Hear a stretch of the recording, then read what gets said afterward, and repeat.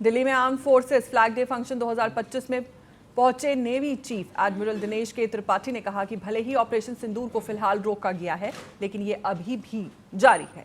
भारत पर अगर कोई भी अटैक की कोशिश करेगा तो हमारी सेना उसे मुंह तोड़ जवाब देगी, जैसा ऑपरेशन सिंदूर के समय दिया था। उन्होंने कहा कि इस देश के नागरिकों को अपनी सेना पर गर्व है। अगर कोई हम पर बुरी नजर डालेगा तो हम उसे करारा जवाब देंगे। उन्होंने आगे कहा कि ऑपरेशन सिंदूर के दौरान भारतीय नौसेना ने पाकिस्तानी नेवी के खिलाफ मजबूत तैनाती की थी। इसके कारण पाकिस्तानी नौसेना अपने जहाज बंदरगाहों से बाहर भी नहीं निकाल सकी थी और अरब सागर के पास मकरान तट तक ही सीमित होकर रह गई थी। बीते 7 से 8 महीने से पश्चिमी अरब सागर में हमारे ऑपरेशन लगातार जारी हैं। इससे चलते पाकिस्तान की ओर जाने वाले व्यापारी जहाज़ों के रूट कम हुए हैं, उनकी बीमा राशि महंगी हुई है। इसके चलते पड़ोसी देश पर वित्तीय दबाव बढ़ा है।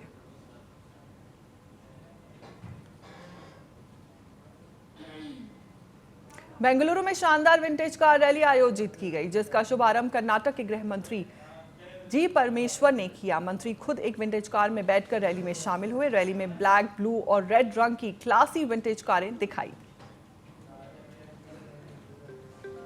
कर्नाटक के बेंगलुरु में शानदार विंटेज कार रैली का आयोजन किया गया, जिसमें कर्नाटक के गृह मंत्री जी परमेश्वर भी शामिल हुए। बता दें कि उन्होंने विंटेज कार रैली का शुभारंभ किया। इसके बाद कर्नाटक के गृह मंत्री जी परमेश्वर भी एक विंटेज कार में बैठकर उसका आनंद लेते नजर आए और फिर उसी में रवाना हो गए। रैली में अलग अलग रंगों की कमाल की विंटेज कारें शामिल थी। ब्लैक, ब्लू और रेड रंग की ये कारें काफी क्लासी लग रही थी। Institute or association in Bangalore, they've organized a rally. We normally call it as a vintage rally. They've changed it to historical vehicles. So they have organized a rally in support of anti-drugs campaign. In fact, our government has taken a pledge to see that Karnataka and Bangalore is drug-free. It has been announced by the Honorable Chief Minister and myself. We have taken very seriously to fight this drugs menace. And the Historical Vehicles Association, they are supporting this cause this time, and I think they'll continue to do this. I would like to send out a message to all the youngsters in the state, and particularly college and school-going children. Say no to drugs. Babri मस्जिद राम जन्मभूमि मामले में all India शिया personal law board के महासचिव मौलाना यासूब अब्बास ने निलंबित TMC विधायक हुमायूं कबीर द्वारा बेलडांगा में बाबरी मस्जिद की नींव रखे जाने के मामले में क्या कुछ कहा, आइए आपको सुनाते हैं। लिहाजा बाबरी मस्जिद की बरसी मनाई गई है। लिहाजा उसकी याद में कुछ लोग बाबरी मस्जिद के नाम के ऊपर फिर से मुल्क के माहौल को ख़राब करने की कोशिश कर रहे हैं। जब देश की सर्वोच्च न्यायालय का एक फ़ैसला आ चुका है और हिंदू और पक्ष दोनों ने उस फैसले को मान किया है, वो बात अलग है कि उस मस्जिद की शहादत हुई, बाबरी मस्जिद शहीद हुई।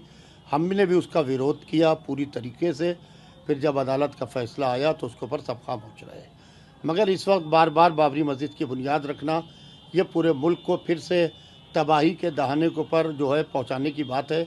फिर से हिंदू को मुसलमान से, मुसलमान को हिंदू से एक सोची समझी साजिश के तहत लड़ाने की बात है।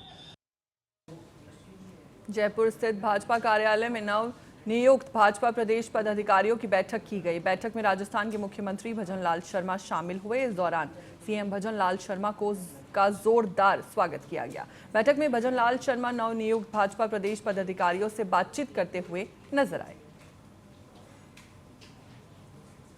जयपुर स्थित भाजपा कार्यालय में नवनियुक्त भाजपा प्रदेश पदाधिकारियों की बैठक की गई।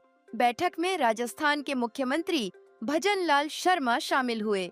इस दौरान सीएम भजनलाल शर्मा को जोरदार स्वागत किया गया। बैठक में भजनलाल शर्मा नवनियुक्त भाजपा प्रदेश पदाधिकारियों से बातचीत करते हुए नजर आए।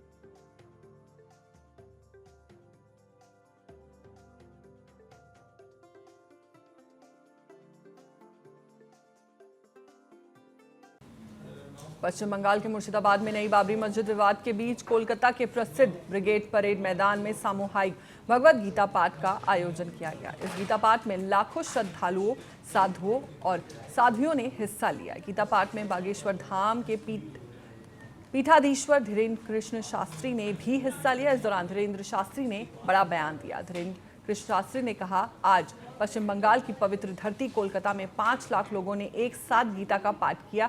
जोश और आस्था का सैलाब देखकर ऐसा लगा जैसे कोलकाता में महाकुंभ मेला लगा हो।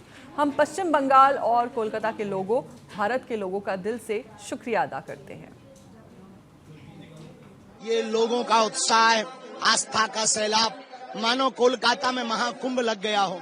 हम पूरे पश्चिम बंगाल और कोलकाता के वासियों को, भारतवासियों को बहुत बहुत साधुवाद दे रहे हैं। सनातन एकता ही इस देश का और विश्व का, विश्व शांति का सबसे बड़ा माध्यम है। भारत में हम तनातनी नहीं, सनातनी चाहते हैं।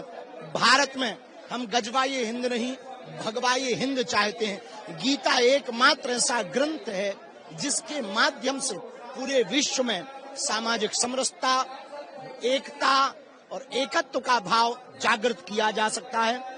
गीता ग्रंथ महान है, गीता का ज्ञान महान है, गीता भारत की शान है और गीता ही भारत का स्वाभिमान है।